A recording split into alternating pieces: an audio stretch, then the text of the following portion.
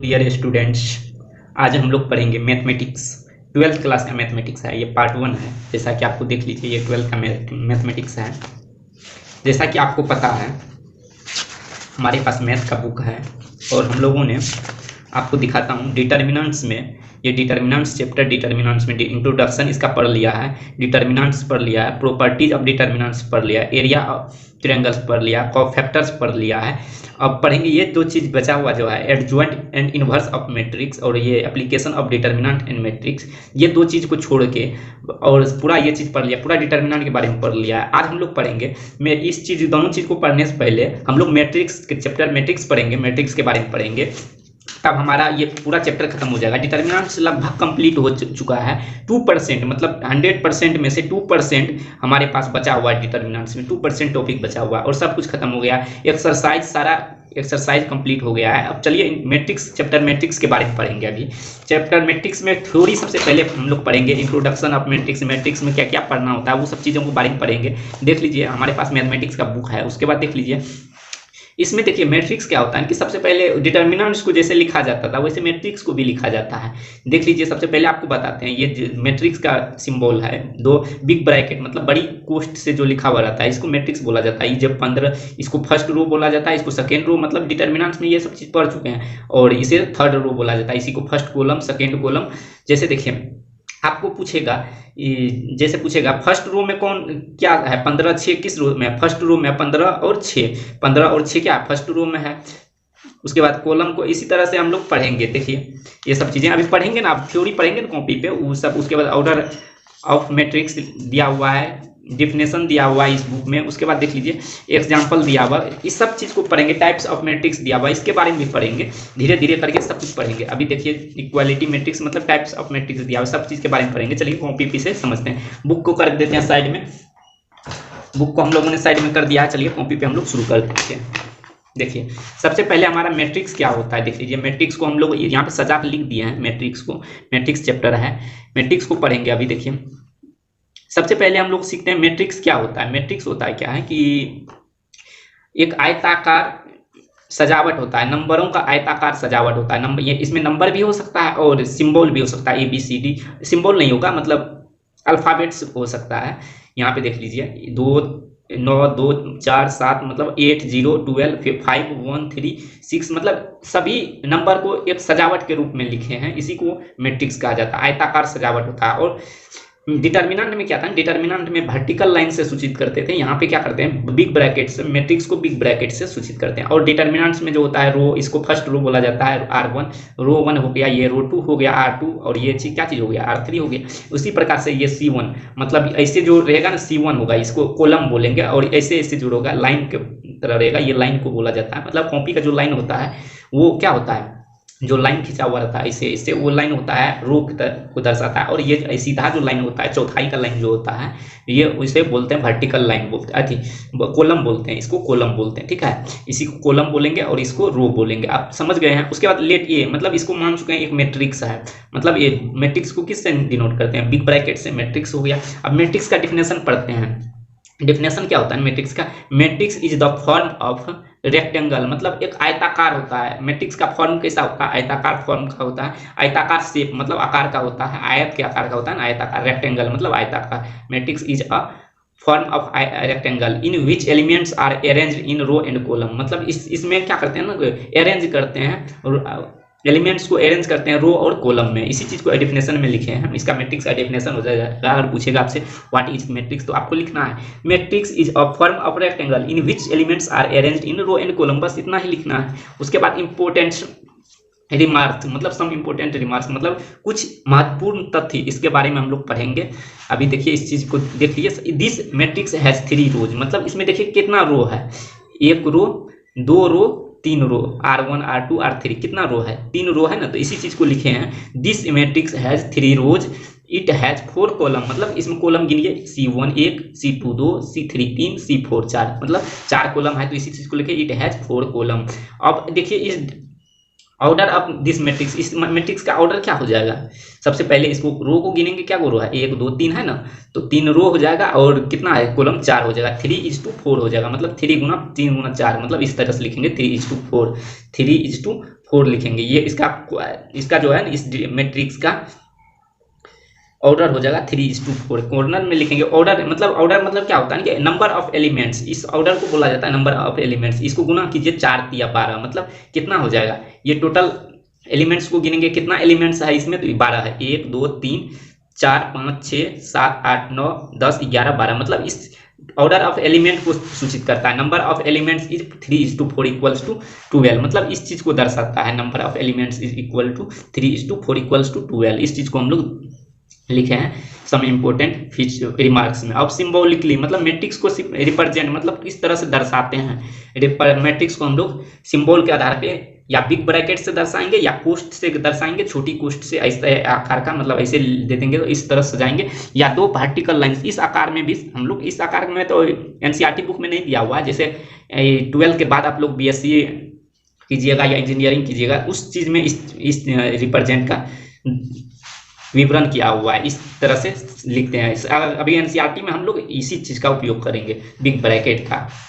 देखिए पूरा एनसीईआरटी को बनाएंगे अभी, उसके बाद जनरल फॉर्म ऑफ मैट्रिक्स के बारे में पढ़ेंगे। देखिए जनरल फॉर्म क्या होता है ना, कि मैट्रिक्स का जनरल फॉर्म होता है, देख लीजिए इसी चीज को यहाँ पे जो ये चीज है तो इसी चीज को अभी दर्शाएंगे जनरल फॉर्म में। जनरल फॉर्म में क्या होता है कि A11 यहाँ पे A11 से लिखते हैं इसको, A22 A13 A14, मतलब फर्स्ट रो है ना, तो फर्स्ट रो यहाँ पे सब जगह फर्स्ट है, पहला है आई की जगह फर्स्ट, मतलब जे की जगह 4, मतलब जिस कॉलम में रहेगा उस जे की जगह होगा 4, चौथा कॉलम है ये A11 A12 A13 A14, मतलब इसका मतलब क्या समझते हैं, फर्स्ट रो में है और सेकेंड चौथा कॉलम में है, फोर्थ कॉलम में है।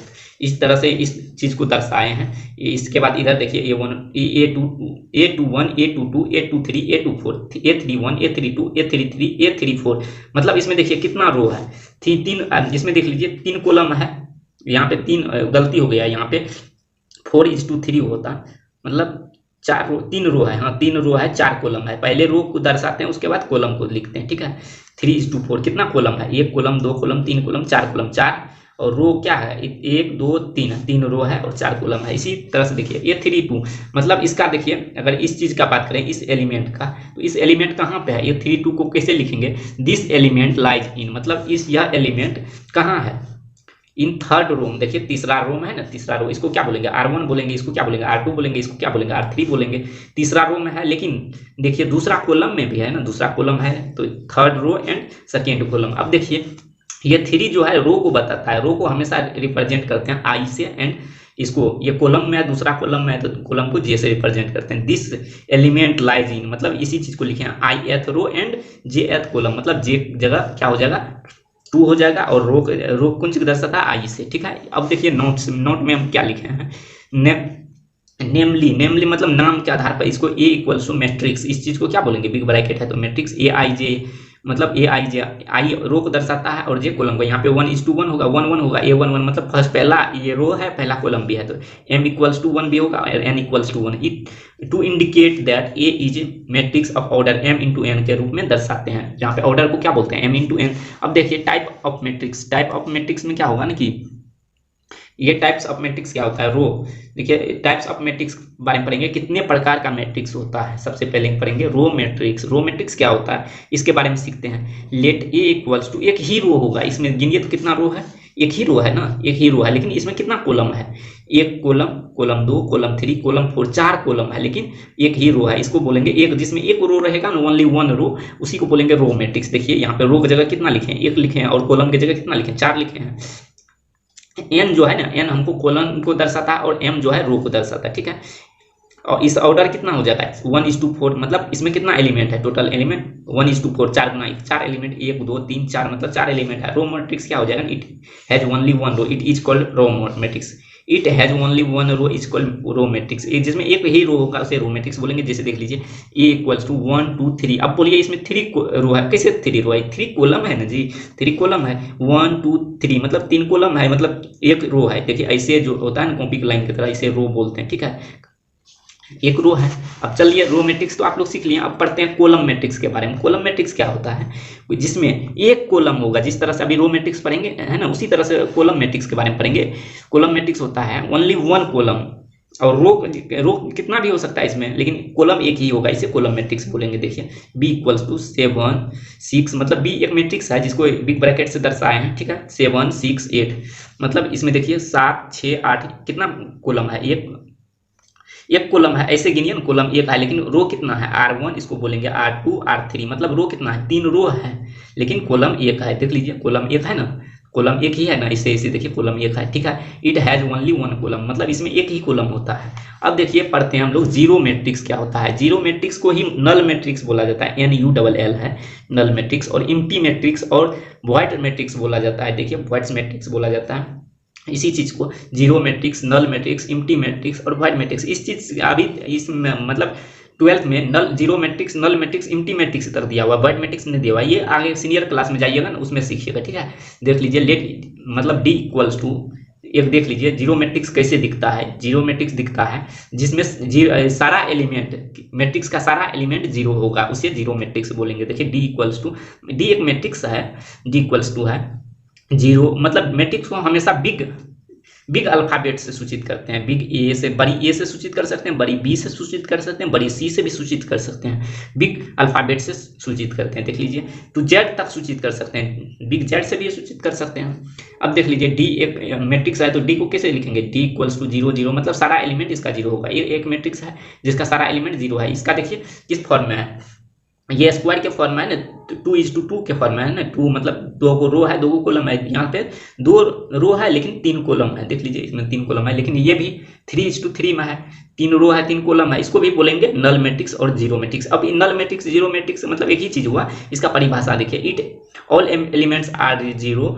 Zero matrix is called zero matrix. It all elements are zero then it is called zero matrix. मतलब इस चीज को डिफिनेशन नहीं पूछेगा आपसे, अच्छा इस चीज के बारे में सिखा दिया आपको, जीरो मैट्रिक्स किसे कहा जाता है। It all elements are zero. देखिए zero matrix is also written by O, मतलब इसको जीरो की तरह दिखता है। ये जीरो जो है ना, जीरो से दर्शाते हैं, जीरो मैट्रिक्स को जीरो से दिखाते हैं जिसका सारा एलिमेंट जीरो होगा। अब देखिए हम लोग पढ़ेंगे स्क्वायर मैट्रिक्स के बारे में। स्क्वायर मैट्रिक्स क्या होता है, स्क्वायर मैट्रिक्स लेट मतलब मान लेते हैं ये एक मैट्रिक्स है जिसका देखिए फॉर्म है स्क्वायर के फॉर्म में रहेगा। स्क्वायर मैट्रिक्स ऑलवेज स्क्वायर के फॉर्म में रहेगा, जितना m होगा उतना ही n होगा, जितना रो होगा उतना ही कॉलम होगा। देख लीजिए स्क्वायर मैट्रिक्स में 2 4 मतलब 2 रो है 2 कॉलम है। देख लीजिए b इक्वल्स टू, मतलब अगर एक नंबर ये एग्जाम्पल हो गया, ये दूसरा एग्जाम्पल हो गया। b इक्वल्स टू क्या हो जाएगा 4 8 5, मतलब कितना रो है इसमें, 1 रो 2 रो 3 रो, 3 कॉलम भी है, मतलब कॉलम भी सेम होगा और रो भी सेम होगा। स्क्वायर मैट्रिक्स इसे बोला जाए। It has always equal number of row and और कॉलम, मतलब हम इसमें हमेशा रो, स्क्वायर मैट्रिक्स में इक्वल रो होगा इक्वल कॉलम होगा, जितना कॉलम होगा उतना रो होगा। अब देखिए डायगोनल मैट्रिक्स के बारे में पढ़ेंगे। हमारा बुक में डायगोनल मैट्रिक्स के बारे में दिया हुआ है, आपको दिखाते हैं डायगोनल मैट्रिक्स क्या होता है। डायगोनल मैट्रिक्स जो होता है ये है डायगोनल मैट्रिक्स। देखिए डायगोनल मैट्रिक्स में लिखा हुआ है और square matrix B is said to be diagonal matrix if all its non-diagonal elements are zero, that is a matrix B is said to be diagonal matrix। मतलब इस चीज को आपको सिखाते हैं, सबसे पहले इसको कॉपी अच्छा तरह समझाते हैं। चलिए देखिए डायगोनल मैट्रिक्स क्या बोला जाता है। मान लेते हैं एक मैट्रिक्स है, मतलब इसको देखिए विकर्ण, इसका विकर्ण क्या है ना, विकर्ण जिसका विकर्ण होगा बराबर होगा, विकर्ण दोनों 2 विकर्ण है ना, इस तरह से 2 आयत में वर्ग में कितना विकर्ण होता है, वर्ग में कितना विकर्ण होता है, 2 विकर्ण होता है ना, एक विकर्ण होता है और एक इधर से विकर्ण होता है, 2 विकर्ण होता है। देखिए किसी चीज का विकर्ण क्या होगा, एक इधर से होगा और एक इधर से होगा। इसी चीज को देखिए इस डायगोनल मैट्रिक्स क्या होता है, डायगोनल मतलब होता है विकर्ण, इसी को डायगोनल बोला जाता है, ठीक है। डायगोनल देखिए, इसको देखिए ये 4 2 6 ये प्रिंसिपल डायगोनल बोला जाता है, इसे पहला डायगोनल बोला जाता है, इसीलिए प्रिंसिपल डायगोनल मतलब मेन डायगोनल हो गया। ये देखिए इसमें 2 4 6 आर प्रिंसिपल डायगोनल एलिमेंट, इसको क्या बोला जाएगा प्रिंसिपल डायगोनल एलिमेंट। ये हमेशा देखिए 3:3 के फॉर्म में है, मतलब स्क्वायर के फॉर्म में। स्क्वायर मैट्रिक्स को ही डायगोनल मैट्रिक्स बोला जाता है। देखिए अब देखिए इसमें इसको क्या बोला जाएगा, इसको तो प्रिंसिपल डायगोनल बोल दिए, इसको सेकेंडरी डायगोनल बोला जाता है। देख लीजिए इसको लिखे सेकेंडरी डायगोनल। 2 5 सेकेंडरी डायगोनल में क्या है 5 2 7 है ना, 5 2 and 7 are secondary diagonal element. 5 2 7 को क्या बोला जाता है सेकेंडरी डायगोनल एलिमेंट।